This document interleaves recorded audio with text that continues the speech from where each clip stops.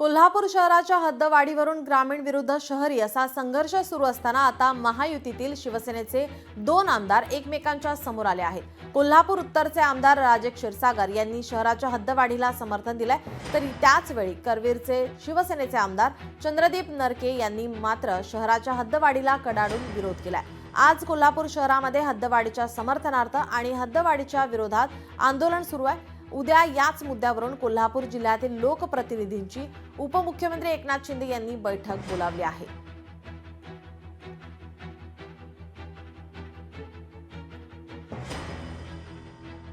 आता ज्या ठिकाणी अगदी शहराला म्हणजे शहरच निर्माण झालेली अशी काही गाव आहेत ग्रामपंचायत आहेत, त्यात तर पहिल्या टप्प्यामध्ये आपण शहरामध्ये आल्या पाहिजे अशी आपली भूमिका आहे।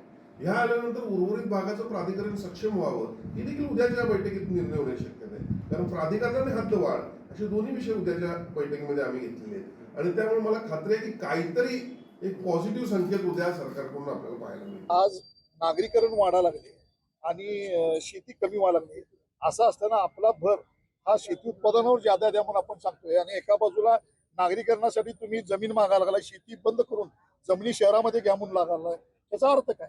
प्रत्येकाचा विरोध आहे, प्रत्येकाला आंदोलन करण्याची गोष्ट आहे। मी आपल्याला सांगितलं, मी ज्या ठिकाणचं लोकप्रतिनिधी करतो ते माझं मत आहे, माझं मत कुणावर आहे, त्या भागातल्या जनतेची विचार काय आहे तो बघूनच मी या ठिकाणी हा निर्णय घेत असतो।